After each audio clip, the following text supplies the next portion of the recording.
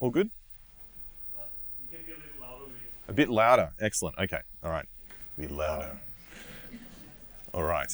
So, okay, so hit me up on Twitter if you hear interesting things today. If you want to find out more about ActFramework, you can look us up on LinkedIn, you can look us up on Twitter. Thinking Studio, essentially we sponsor the open source development of ActFramework, so we're kind of like the stewards of it. But obviously Gelen is acting on his own. This is something that we want to support. We actively use the product in Thinking Studio for our enterprise integrations. So it's kind of like a battle tested, and it's something that we're very strong advocates of. So like I said, if you're interested, hit me up. Okay, so let's talk declarative testing. First of all, let's take a look at the test automation landscape. All right, so if you want to think about the test automation landscape, right, we've kind of got this idea of there's unit testing, there's front-end automation, right? So you kind of think your typical kind of UI Selenium style solutions, and there's a whole bunch of proprietary stuff out there as well. And then you've got API functional testing, all right? Now, let's dive into API functional testing, because declarative is very much in that space of API functional testing. Reality is, though, that a lot of what we would traditionally see in unit tests can essentially be replaced by functional testing. As long as you've got an API that represents the surface area of functionality of the application that you're testing, you can get a lot of mileage out of purely running functional tests at the API layer, at a transaction layer. Again, as long as your APIs are written well, you've got a good data set and a few other disclaimers with lots of little asterisks after it. All right, so what we see today is a lot of this idea of unit tests as a proxy for functional API tests. And what I mean by that, well, let's see what I mean by that. What I mean by that is, okay, the person at the back who's hyperventilating because they're looking at code, it's cool, chill, I'll walk you through it. I'll be gentle. All right, so this is an example from Spring Framework, all right? And it's pretty straightforward. I mean, you can read it. Home controller, what a controller does, basically it maps, if I hit my web browser to that, joe.com/, it comes back with the greeting, hello world. Easy, right? Look at that, you just passed Computer Science 101. All right, and then here's how we test it. Hello. So I like to play this game called Where's the Assertion? So it's kind of like Where's Wally, only a lot more frustrating. And when you've got 10,000 unit tests, super, super hard to manage. So what you find is that you've got a lot of functional tests going on, but there's all this noise. There's lots of verbose code going on around the test. In this case, the test is about twice as long as the actual controller. Obviously, it's a trivial example, but the point is clear that right down here somewhere at the bottom, you can, make out, oh, hello world. All right, so that's the test greeting service. It's hidden in the noise. So to maintain this is a challenge. And this is something that software engineers face on a regular basis when they're building up their test suites, right? So what about Cucumber? Cucumber is awesome. Look at this. We've got this idea of behavior-driven development. So we go and describe the behavior, then we write the step definition, and we run it and fail. Then we make some code to pass, and then we run it and pass. It's awesome, and everyone's holding hands and fighting rainbows. It's wonderful. But there's some challenges, right? So we look at this, we look at the Cucumber feature file, and it looks pretty awesome, actually. I could have a tester write this, and it would, and that, in fact, is the whole point of Cucumber. I can have a tester write this, and they can pretty much write the functional definition of what the result should be, right? Which is awesome. That's the whole point of Cucumber. And don't get me wrong, there's lots of benefits to Cucumber. This is not smash the Cucumber day. But here's the problem. Behind the scenes, there's this. So the problem we have is that we need to then wire up that really nice readable definition with a bunch of unit tests again, right? So we go back to our test framework, or worse, we're peppering real code, production code, with annotations that really belong in the world of testing, right? So there's, again, you see where I've got all these highlights? These are the things that hook up the test to that feature file, right? Again, you don't need to understand the code, but from reading it, you get a sense like, okay, well, there's a bit of stuff going on here. We've had to break even the most basic unit test down into 3 because I wrote my feature file a certain way, right? So we've got some potential anti-patterns here. And like for a software engineer that has to move fast and hopefully not break things, this is a challenge. So, that's underlying the reason we look for an alternative. So let me give you a bit more context about Thinking Studio, all right? At Thinking Studio, we've developed a reputation for integrating legacy platforms with modern experiences over the top. Meaning, we do this a lot in financial services and insurance. So heavy compliance burden, lots of complexity, lots of interconnected systems, all the stuff that you'd expect from a challenging environment. Then, on top of that, we are expected to work at a fast pace, right? So we're kind of the minnow on the whale, if you think of it that way. We work with very large organizations, but we're small. So we need to be able to move quickly and get results. That's the challenge we face. Ultimately, that's the challenge we face. So for a long time, we used Spring for developing our enterprise integrations. And it did the job, but what we found was that there was this, like I showed you before, there was lots of overhead, very verbose. We had a proxy for functional testing, which was unit tests. And unit tests are noisy, right? And lots of fiddle to maintain. So we looked for an alternative, and we looked for an alternative to Spring. So we weren't just looking for a testing alternative, we were looking for an alternative solution as far as enterprise application server, right? Enterprise application layer. To provide that integration. And so what we did was actually start down the journey of building ACT. Originally, we started with ActFramework, and I don't know, has anyone ever heard of ActFramework? Just a quick show of hands. That's a big zero. Okay. So ActFramework, well, maybe one did. I heard there was a positive sound in the audience. That's good. And I felt the same way, to be honest, when I used Play. It's an excellent concept. It worked really well. It's kind of Python-esque Java. And so I don't know if anyone ever has used Python. It's just so easy to write code. You can just write stuff. And it's expressive. You can read Python and actually understand the intent. It's very easy to comprehend what it's doing. So what we wanted to do is take those elements of what makes Python great and bring them into Java. And so what we've done is essentially build an application framework that provides the full stack. Now, let's talk about it real quick. I'll give you a very fast introduction to ACT, just at a high level. What I'm talking about now, this is not advertising. Well, first of all, it's open source, so no one's making any money. But on top of that, this is setting the foundations of why declarative testing was so important and where it all came from. So first of all, full stack Java MVC framework. There's no servlets, no containers, none of the rubbish, just the good stuff. It's clean and expressive. So what I was saying, Python-esque in its nature, right? Very easy to understand. We use annotations. We've got like a bytecode enhancer that removes the need to have to type a lot of stuff manually that normally you would be doing in Java. It's natively RESTful. So it actually natively supports JSON REST calls just with a single annotation on any plain old Java object, and all of a sudden you've got yourself an application server. Boom. It's also got renderer support, so it supports all the native stuff, all the renderers that you'd expect, like FreeMarker and that kind of thing, Timeleaf. There's a whole bunch out there. It supports all of them. You can plug them in. It's got a pluggable architecture, so we've also done the same thing with databases. Database objects get treated just like any other Java class, but then they get dynamically converted to data-bound objects. And we take care of all that in the framework. We do that with both NoSQL and SQL databases, and we've got benchmark performance on those. It is an awesome developer experience. As a dev, like I'm a software engineer from even before I was running a company, I was a software engineer, and the experience of using ACT is just rockstar awesome. It's hard to explain how cool it is, and holy cowbells, it is fast. And I'll show you how fast in a sec, but man, it's fast. Hold on to your underpants. There's some other interesting things that I can't really talk about today. We don't have time, but it's super cool, like security by default. So making it harder for software engineers to introduce security vulnerabilities, right? And hey, it's open source. So that's cool, and probably a reason why I'm here today.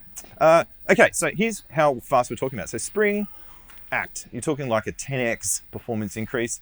Not everywhere, but this is probably one of the better examples that shows clearly what we're talking about. And this is a third-party benchmark against a whole bunch of different frameworks, where we're looking at ACT and Spring are really the two full feature frameworks.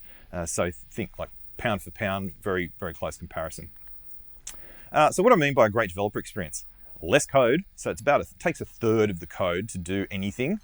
than it would in any other Java framework, and most other languages too, to be honest, other than say something like Python. Integrates with IDEs beautifully, hot reload everywhere, and if you're a software developer, or actually even a tester, you'd find if you have to go through compiling and deploying more than once, you'll realize, oh my gosh, that's interesting, because all of a sudden you're getting an extra 2 or 3 hours every day. Integrated testing, both at the CLI and web level, and that's obviously what we're talking about today. But another thing we're talking about today is automated API documentation. Hello, that's a bit different.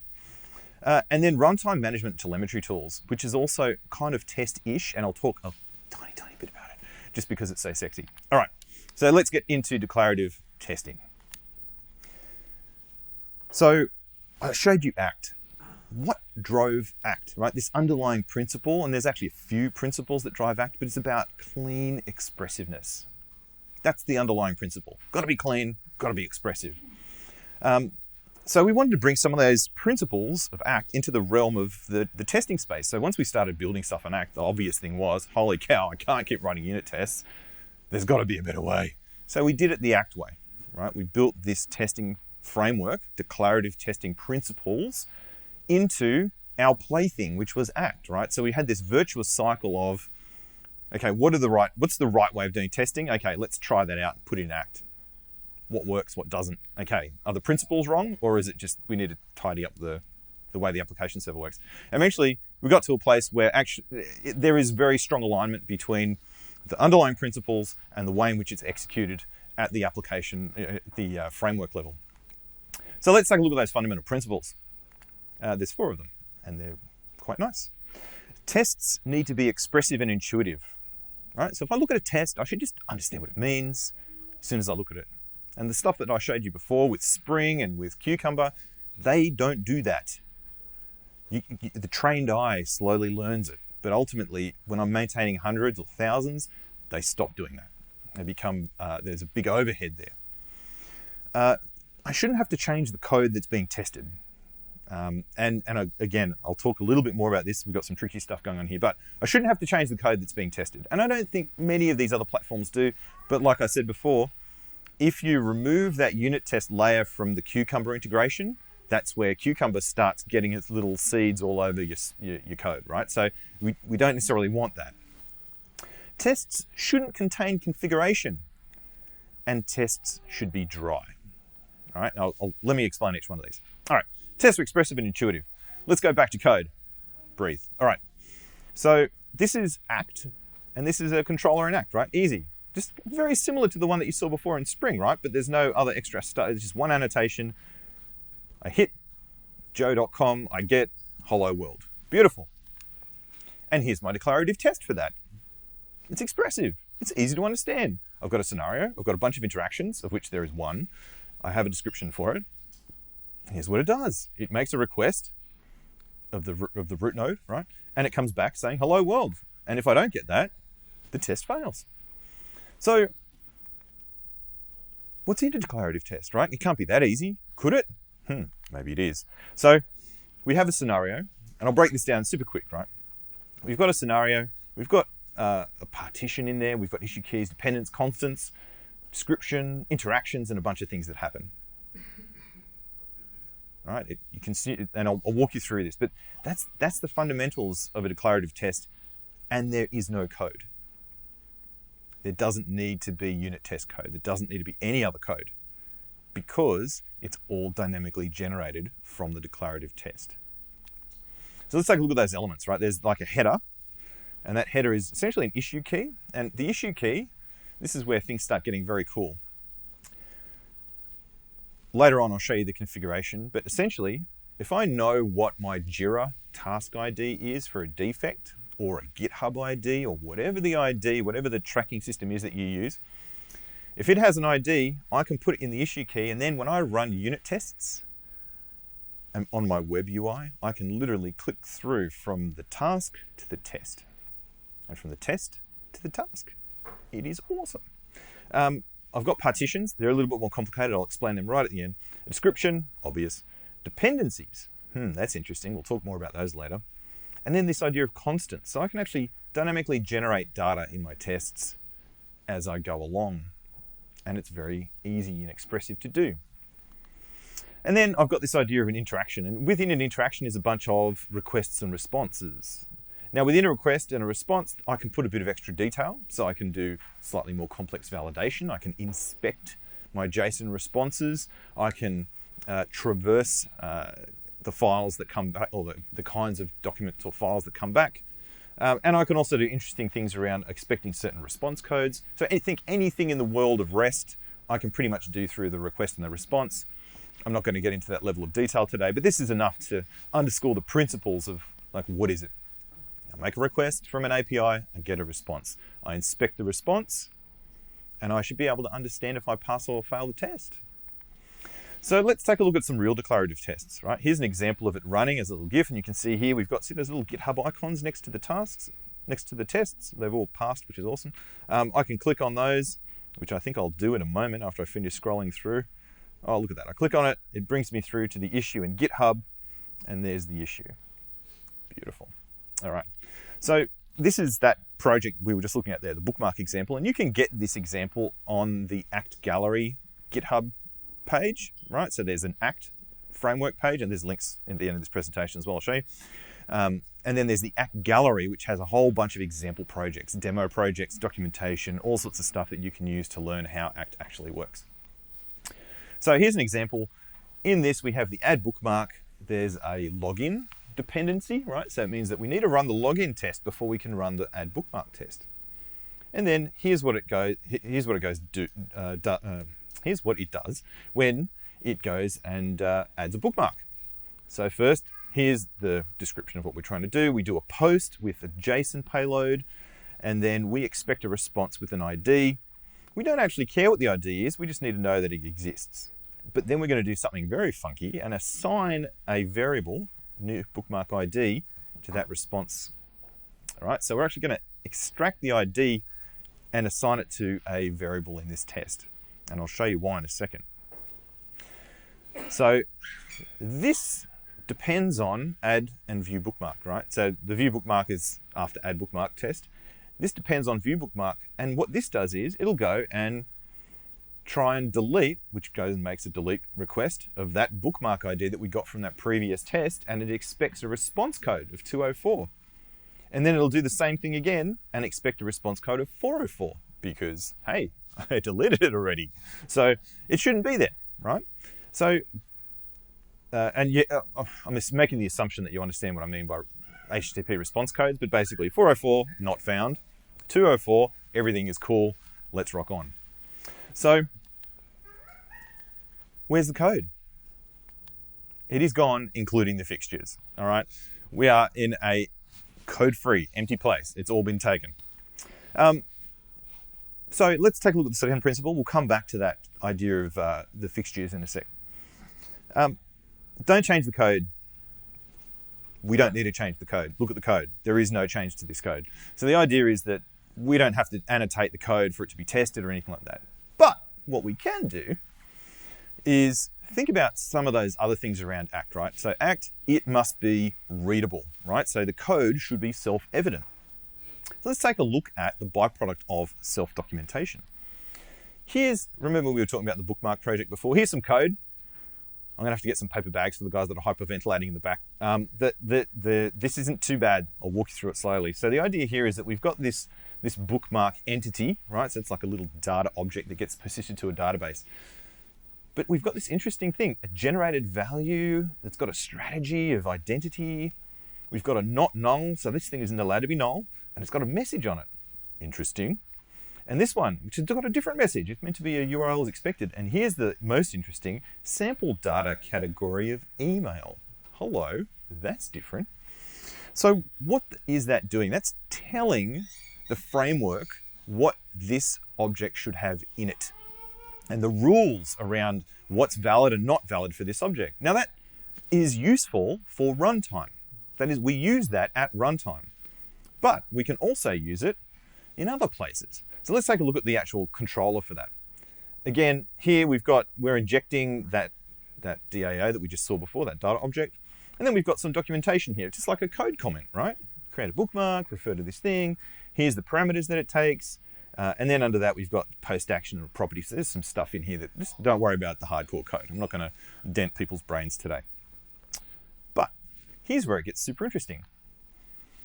I go in, I run my dev environment of Act. Okay, cool, Act's running. Everything's looking good. And then I just open up a browser, go to the API endpoint, and voila, here is the documentation, which is all formatted and has example data in it. What we can do is take a look at the constraints that we have at runtime and say, well, actually, from that, if I know this is meant to be an email address, I can dynamically generate email addresses. I can dynamically generate URLs. I can dynamically generate all this test data. And you don't need to tell me, unless you really want to, what that is. So that's an example of our automated API documentation. No more swagger, dance around, hold hands, party. So that's the kind of stuff that we like, because it means you don't do it more than once. Why on earth would I write documentation in my code and then go and maintain swagger? Makes no sense, right? So that's the stuff that is the driving motivation behind the way we do stuff on Act. So test don't contain configuration. This is a quickie. Holy cowbells, that's configuration. If I look at this from the Spring example that we looked at right at the beginning, all this stuff, all this noise, it's not there for no reason. It's obviously serving a purpose. The problem is that that purpose is redundant after the first time. It's just that we're reusing unit tests to do functional tests, so we add all this extra configurative noise, right? So it's like the wrong tool for the job. It's the wrong tool for the job. You can do it, it's just gonna suck, right? So let's do it a different way. What we do is we take all the configuration, put it in one place, which is a configuration file, obviously. And in our configuration files, there's not much, right? Basically, tell the thing where to find all the data-bound stuff. Tell the thing where to have an issue URL template looks like. And here's an example for GitHub and one for Jira. And then, yeah, like where do I go to get the stuff, right? The URL context. And once you've done that, you've pretty much told a RESTful test harness what it needs to know to do the job. So the final one, and here's where it gets a little bit heavier. Yeah, but it'll make it fun anyway. Test should be dry. All right, now dry. Don't repeat yourself. Now what you find in doing a lot of testing, you find you repeat yourself a lot because you're testing the same thing again and again. So manual testing, we find we're doing stuff at the same time again and again. Automated testing, yay, oh, holy crap, I've got to run the automated test again and again. And then when I'm writing those automated tests, I've done this before as well, haven't I? There's a lot of repetition, even in the scripting that goes behind automated tests. And what we want to do is remove that. Remove it, remove it, remove it. I'm repeating myself, aren't I? Damn. All right, so keeping test dry. Hey, dad humor, give me a break. All right, so keeping test dry. First of all, there's three places that we want to focus on that, right? First, fixtures. Second, in what we call setups and dependencies. And the third one is around the way that we set up test scenarios and partitions. That's the thing I was talking earlier about. That's a bit complicated, but it's not that complicated. All right, so fixtures. Hands up. Does everyone know what I mean when I say a fixture? Right at the back, hands up. Okay, cool. Fixtures are the generation of test data, right? So being able to dynamically generate the test data, populate the database or the data-bound objects, and get them to a place where I can then perform the tests in a repeatable way, and then I can blow them up at the end. I can rewind and start again when I run my tests next time. And realistically, in any kind of deterministic environment, I need to have a way of being able to build fixtures. Right? I need to have a way of being able to spin up fixtures. Otherwise, my validation process becomes super complicated. And also, think about the environments that we're working in. So, like I said before, a lot of the stuff that we do in Thinking Studio, they're APIs that are speaking to legacy platforms. So we've got some kind of very interesting, obtuse legacy API that we need to talk to, and we're wrapping that up with a nice modern RESTful API with modern security and all the rest of the things that you'd expect to get. We've got, we don't have handles on the windscreen or a crankshaft at the front of the carburetor. It's all, modern. We've got keys, we've got automatic windows. But the problem with that is we have to have ways of being able to do two things. A, quickly spin up and blow up data for mocks, and B, being able to then essentially trigger those pushes out beyond our own platform. So I'm going to talk primarily about spinning up data into your mocks, less about trying to reset what's going on in an API that you're depending upon, like a UAT or testing API that you're depending upon. All right, so let's take a look at a fixture. Again, this is declarative fixture. I just made an object called math. I just made an object called history. I just made a user called green, who's doing math apparently because he has a reference back to the math object. And then we've got another user called black, blacksmith, and he does both math and history. It's that easy. I've just gone and built a hierarchical data structure in one page. Very, very straightforward. And that gets dynamically populated to whatever it is that you have as your data store. So if you're using MongoDB, sweet. If you're using Postgres, sweet. Whatever it is, this will bind it. This will take care of the dynamic interpretation because it runs on a framework. It'll take care of all of the plumbing that goes into binding data to a database. And then we've got this cool thing called random data generators. So we can generate data, and we can generate all sorts of random data just by calling it like you see over here. We've got some email addresses and passwords. You can do that with things like phone numbers, postcodes, street names, whatever you like. And if you want, you can build your own. So you can have alien first names. I don't know, it doesn't matter. And then you can also do large-scale fixtures. Well, I want to make 200 users. That's all I need to do.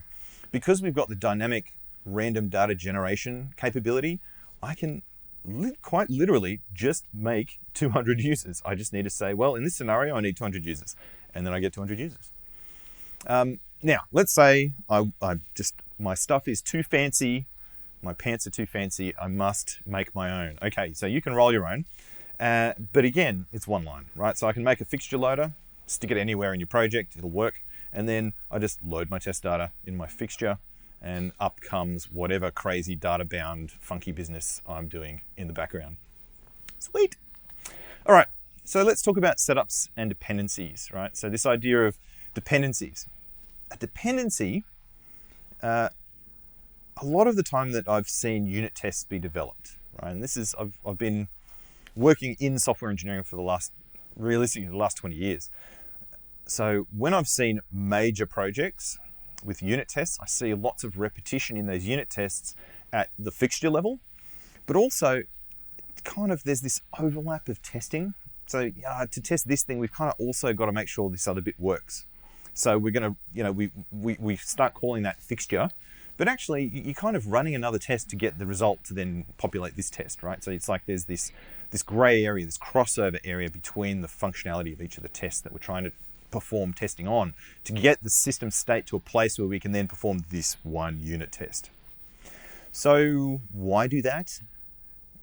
Instead of doing it that way, we could have those separate scenarios essentially be like Lego building blocks. Why don't we just do the test once, and then if I do another test that depends on the outcome of that test, well then that's why we've got that idea of being able to assign the output to a variable.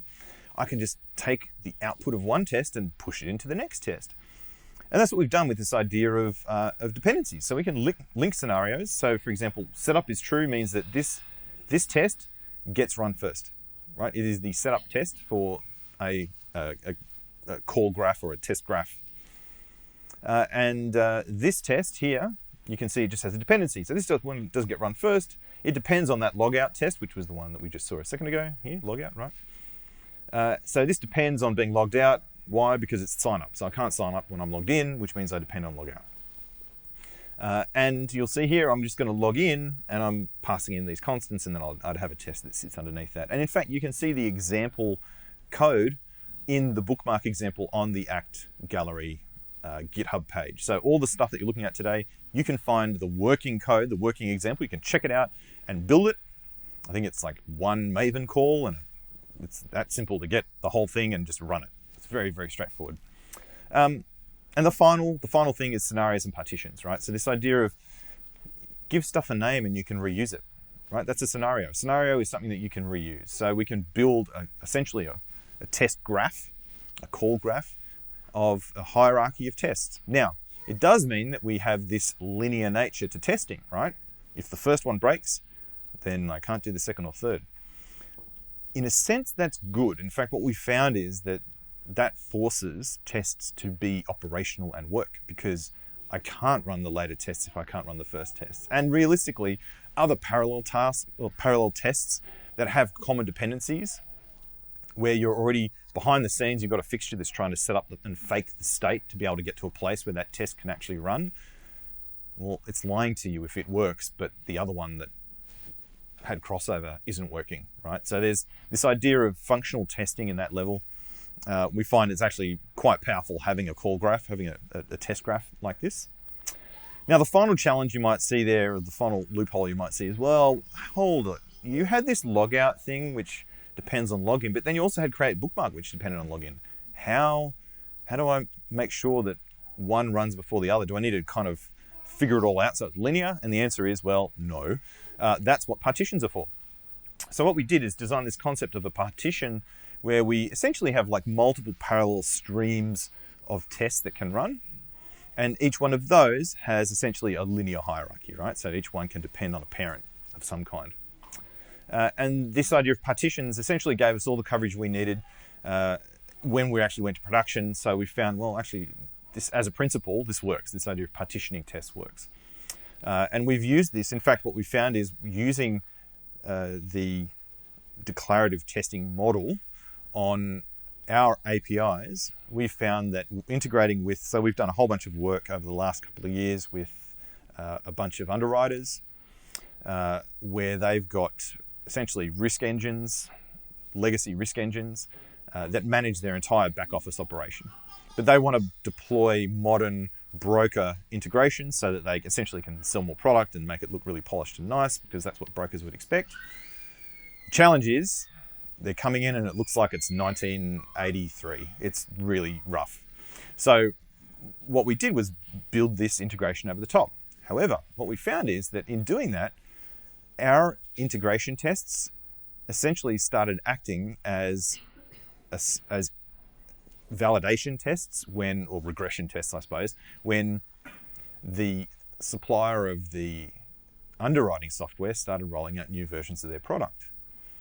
So our framework essentially started acting as a proxy for regression tests, which was it's fantastic, kind of sucks a little bit, but it's fantastic because all of a sudden we see that there's this power in having the ability to rapidly spin up. I mean, you saw how short a test was, so we can rapidly spin up hundreds of tests, and it takes a tester or a dev very short amounts of time to be able to create very meaningful tests and cover a lot of different scenarios very quickly. And you've got the telemetry data to be able to see if those tests need to be updated. You're getting constant feedback because all the stuff that we've got is in a CI/CD environment. So all these tests can be running in a CI/CD environment. They don't need the web to be able to run them. So we've got this constant feedback loop that provides us that kind of sense of assurance that this complex beast that we're trying to integrate with, actually it's working. So, final conclusions. I went through a few of them already. It's exciting. I think it's hard to know, right? What's more exciting? The fact that you've got this framework that does all this cool stuff and it's like a superpower for our business, which is awesome. And that's one of the beauties of having a collaborative kind of relationship in an open source environment, right? We get the benefit of a community and we want to stimulate that community. We want to give back to that community, but at the same time, there is commercial benefit by supporting open source, right? There is commercial benefit by supporting open source at the code contribution level, not just using it, but contributing back to it. So I highly, if you're in an organization where you can influence that, I highly recommend influencing that. Contribute back, if at all possible, to the actual projects that you're using. But then there's that reciprocal benefit, right? We get to use this amazing tool. And we've got a community supporting us. So it's fantastic. And we'd love you to be part of that community. So anyway, that's exciting. But then the other exciting thing is we're actually distilling down our thinking around, what makes great computer science. And that's the place where this is exciting stuff. So just repeating these, expressive, don't change the code, don't contain configuration, and be dry, right? That's the four underlying principles of declarative testing. And if you're not excited about ACT, but you want to think about declarative testing, think about those principles and think about how you can apply them to other languages and other frameworks, because we don't have patents or copyrights on that stuff. It's all, that's the whole point of a community, right? It's about sharing these ideas and spreading them far and wide. And here's the links. Here's the links for ActFramework and the GitHub link. And then, like I said, there's also the Act Gallery, which has all the projects. And I think there's links to the Act Gallery from the ActFramework website anyway. So yeah, you can enjoy that. And I think wrapping up this, and I know it was pretty heavy, right? So bits were lighthearted, but ultimately there was some heavy. I mean, we were looking at code reviews today, guys. This is pretty awesome stuff. But if you've got questions, and I don't mind, they could be more strategic or they could be more technical. I don't mind. So go for it. Q&A me, baby. So how do you prevent the redundant tests? Like, how do you prevent users to add existing tests? Like, if there's already test. Oh, okay. How do they add existing? So all of it is done through the IDE. So we expect our test teams, our test engineers, we're expecting them to have a bit more of a software engineering bent to them.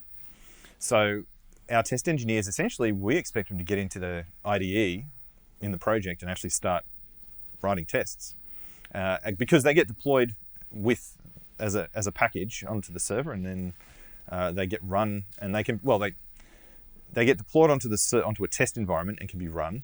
And then you've got a deployment package, which is a cut down version that doesn't have the tests in it, that goes into your production environment. But ultimately, yeah, there's no reason why a tester shouldn't be able to just jump into the IDE and jump into the directory structure where tests are and go for it. Is there another question back here? Someone? Sure. Yeah. I was going to talk about the elephant in the room with the handle at the front. Yes. And the elephant in the room. The mainframe. The mainframe. Mainframe. So Okay. mainframe. Yep. Awesome. Yeah, and we want to start automating not end-to-end testing. We're not worrying about channels or where it goes. In between, so just our mainframe code from system to system to system. Help us out. Help us out. Okay. Awesome.